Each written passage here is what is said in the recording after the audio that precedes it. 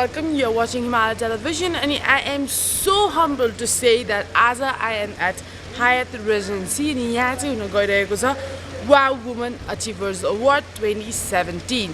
So this is an award where they are actually honoring the women who have been working in this country in different sectors and they achieved so much, and they are helping a country, and they are also making a remarkable impacts on the term of development on various sectors. So सबै वुमनहरु जसले चाहिँ अहिलेको टाइममा चाहिँ हुन्छ नि केही न केही अचिभ गर्नुभएको छ, देशको लागि केही न केही गर्नुभएको छ, आज उहाँहरु सबैलाई चाहिँ सम्मान गर्ने दिन.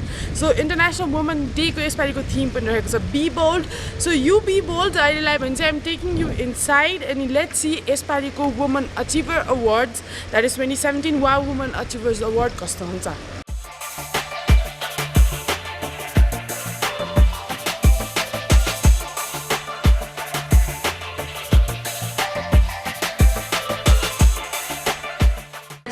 Become a cradle of learning of Vedas and Oriental culture for young girls. Please welcome the girls from Gargi Kurkula.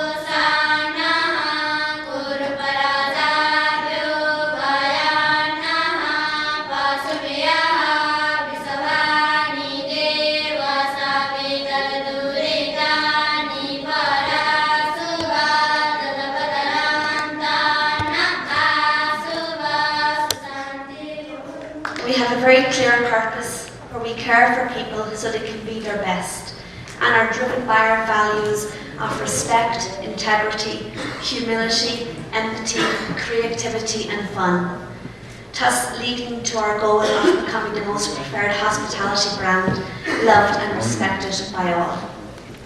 In this journey, we as a hotel believe in creating and fostering emotional connections, and I feel with us partnering with Wow magazine, It will bring us closer to caring for women in our community who have contributed to society.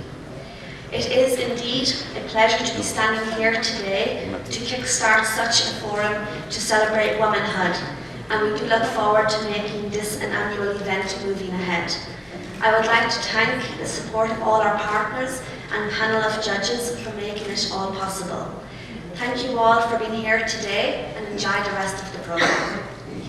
We've invited Sabrina to share with us what it means to be a young Nepali woman. Please welcome Sabrina. But perhaps what we can learn from her story is that risk-taking is a combination of both contextual catalysts as well as our own mindset. Let us not always seek comfort, stability, and conventional success.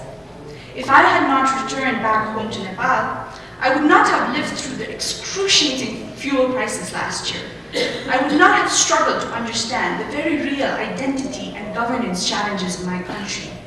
And I would not have met and learned the pain of women like Rupa. I would not have had the opportunity to test my values of gender justice and equality. Let's be comfortable with discomfort.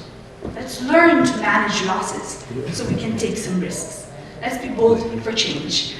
Many congratulations to all the award recipients and nominees today. A moment that I've been super excited about. A young hero amongst us. I looked for words to introduce Maggie Doyen, and I really came up short. Maggie has made Nepal her home and made education, security, and happiness of children a priority. She lives in Surkhet, and perhaps the video we will now play will do more justice in telling you about her. While in Nepal, I could just see the direct correlation between children being raised without love and family to violence and cycles of poverty. I decided I'm going to create a children's home of my own. Ended up leaving the life that I had behind and moving there and raising the kids. It went from being this thing that I was doing on my own to a community effort and realizing that other people cared too. This year's Humanitarian of the Year. First ever Forbes Excellence Award in Education. In CNN Hero of the Year is Maggie Doyen.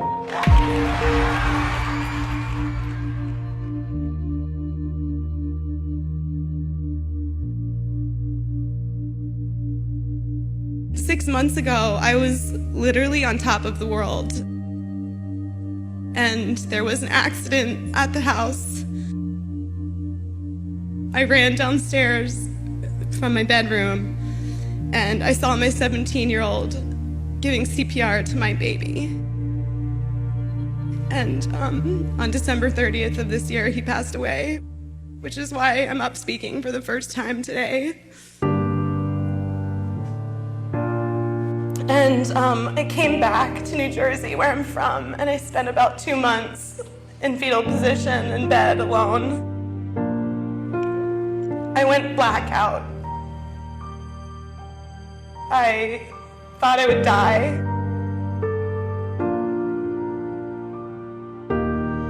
I didn't want to love another human being. Love was like the scariest thing in the whole entire world. And the craziest thing in the world happened in California. I fell in love. So we decided to go on a road trip, and we decided to drive up the entire coast of California all the way up to Canada. And I cried and I missed my baby, but I started to smile again. I started to feel something, and I thought, what a miracle that I could feel love again. And I missed my kids so much on that road trip. So I started writing them love letters. I started to think about all the little things that I loved about them. I was able to realize that these were the things that were keeping me alive, and these were the things that were keeping me going. And eventually, he and I traveled back to Nepal. We made it.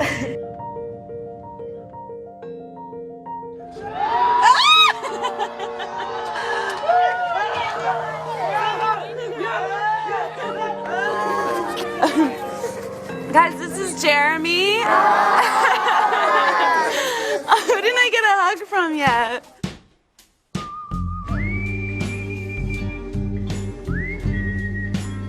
I got back to my kids, and it was just a few months ago. It was at a much different pace. And I started living my life a little bit differently. I just take every single moment and I try to find beauty in it and try to find those little things. That I haven't shook my shadow, and every day is trying to trick me into doing battle. Calling out fake up, wanna get me rattled, wanna pull me back behind the fence with your tattoo. Building your I realized that love is the thing in life that can cause you the most horrific, terrible pain. But it's also the only thing on the planet that can heal you. And the only thing that will ever, in a million years, heal the world with the state that we're in. And it's healed me. Thank you so much to everyone in this room for being here. And for welcoming me here today. Maybe just let's all take a moment and look around the room at each other. And that was a video about love, and I can feel the sense of love in this room, and the sense of safety and the sense of support with all of us as women. So, and especially you little girls in the back. So let's all just take a moment and look at each other and feel our own strength as women living and working in Nepal. And I just want to recognize that, because this is a powerful thing that we're doing, all of us. But today, kind of what I wanted to say is I just wanted to tell a little bit of my story and talk about what being bold for change has meant to me, and a little bit about the work that my team and I do out in Surkhet, which is in the Midwestern region in Nepal, working with women and children. So I want to tell 3 stories. The first is about the biggest mistake I ever made in my life. The second is about a dry riverbed, where my journey in Nepal began. And the third is about my women's center and a woman named Lakshmi, who I work with. And then I want to wrap all of this up and talk about what I think we all can do in honor of International Women's Day this year. So, as you know, I've sort of grown up in Nepal. I've been living here since I was 18. I just turned 30 this year. But I'm from suburban New Jersey. And just picture the most opposite as it could possibly be from Nepal. Like, really the most polar opposite place on earth. That's where I grew up. And I grew up as a soccer playing girl, really good student, going to an amazing public school. And in my community where I grew up, everyone, without a doubt, went to college.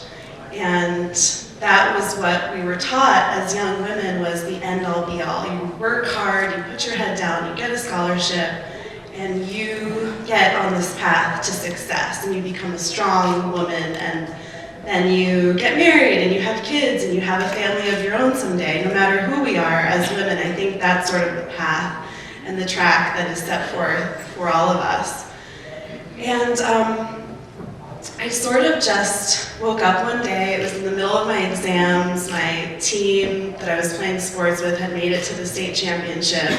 Everything was looking and going right. I had gotten into the schools of my dreams. I had to make this big decision. And I woke up with this feeling in my stomach. And I think as women, many of us know what that feels like. It's that feeling of something's just not right with all of this. I know so much about all of the things I'm supposed to do and where I'm supposed to go and how I'm supposed to be. But me, as a woman, as a young girl, as Maggie, I have no idea who I am on the inside. And that was the scariest thing in the world. So I had never left New Jersey, really. I had never traveled. I'd come from a mother who's a nurse and a father who's a teacher, working class American. And I had this vision that instead of going to college, I wanted to put on a backpack and travel and see the world outside of that bubble of suburban New Jersey that I grew up in. So I wake up I'm 17, I go downstairs when my parents are having coffee and reading the paper, and I tell them, Mom, Dad, I don't want to go to college. And you can imagine the reaction that we got, that I got. But they were really understanding and really accepting. And I go into school and I go through the guidance counseling college office, and I tell my guidance counselor that I've made this decision not to go to college and I'm going to travel. And later in the week, I'm sitting in my biology class getting ready for my AP exam, and I get called down to the office. And I get called into the director of guidance. I'm 17, so this is a really big deal. You don't get called down to the office all that much. And my guidance counselor called me in, and she was looking at my paperwork, and she looked me in the eye and said, Maggie, you're not going to college, and I think that you're making the biggest mistake of your entire life. And 10 years later, I don't know how it happened, but I ended up living in Nepal. I'm the mother to 49 children. I have 400 kids studying in our school. We have a women's center that's trained hundreds of women and put them into jobs in a bustling, growing, amazing, beautiful community. And that was the biggest mistake of my life. And I think it's just something to think about, right? Like sometimes your life just takes you down roads and down paths that you could have never imagined. And listening to that voice in our gut and doing the thing that may not seem like it was meant to be or may not seem like you were destined for, it takes you down this path that you could have never expected. And look at me, like I have no idea how I ended up here and how I've been living here for almost 12 years now. But I feel really grateful and really blessed and really lucky to have been welcomed into this country and into this community. Just to put an end to that whole story, this summer I dropped off Nisha, my oldest child, at college. And Nisha was the first child who ever came to live with me in Surkhet. She had lost her parents when she was 5 years old and came into our home at the age of 6 and was just that kid that was so smart, and she was reading Harry Potter by the time she was 9 and went through school and was chosen by United World College, which is an amazing, prestigious international program, as one of 2 Nepali students to have a full ride to go to school. So I did, in a way, get to go to college in the end because I just dropped my daughter there, and she's doing amazing. I'd like to request Maggie and Sabrina back on stage. And to honor the 2 ladies, may I invite one of our judges, Mrs. Pramada Shah, to present them with a gesture of our sincere appreciation.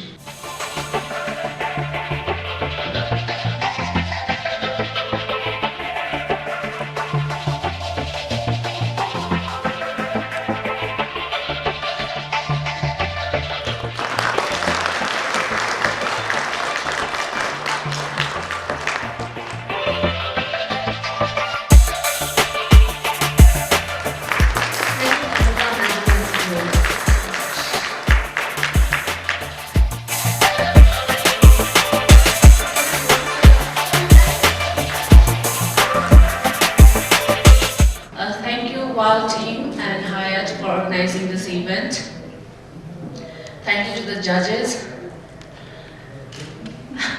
I would also like to thank my pilot team, my parent, my sisters, my husband who supported me through this journey. 2 years ago, had I not decided to step out of my comfort zone and start and do what I like and follow my heart and passion, I would not be standing here today. So this moment is for all women who has taken their step to move ahead and step ahead despite all those challenges. Thank you so much. Our nominees are artist Erina Kamrakar, who uses women as a strong and recurring theme in her work, actor Richa Sharma, who's extremely versatile and talented, and Diya Maske, who has brought to light social issues through the medium of film with a fearless choice of characters. To present the honor, I'd like to invite on stage Mrs. Rita Shrestha.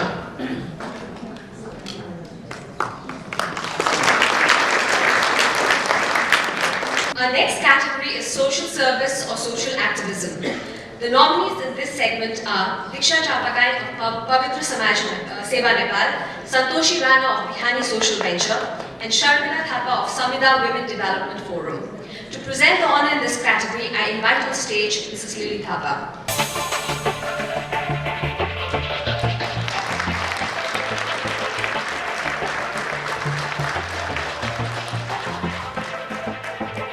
Service the people is my dream, and I am helping the people from my heart.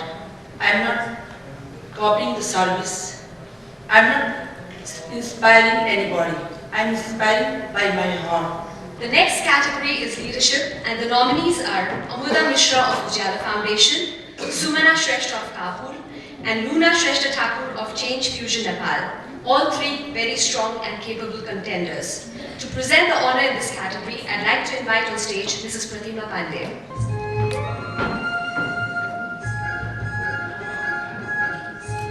The honor is being presented to Sumana Shrestha.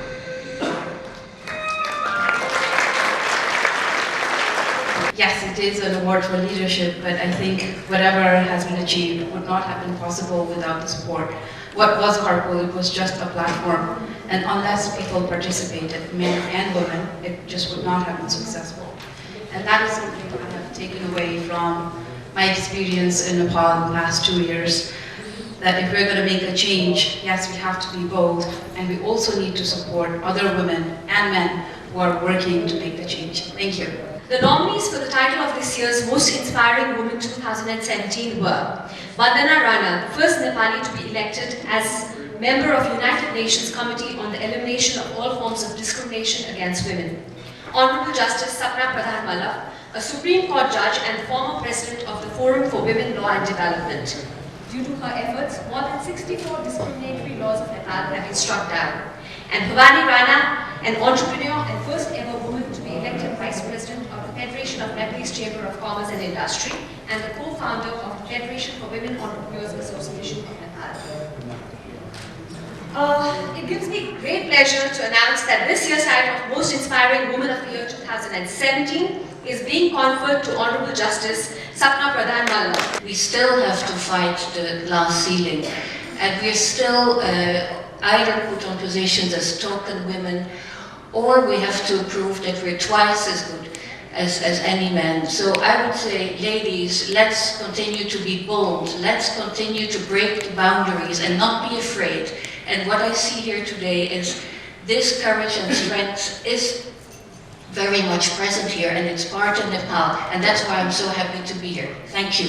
Thank you, Your Excellency. And now there's nothing more to do, so can we all go out for lunch and enjoy the rest of the afternoon. Thank you so much.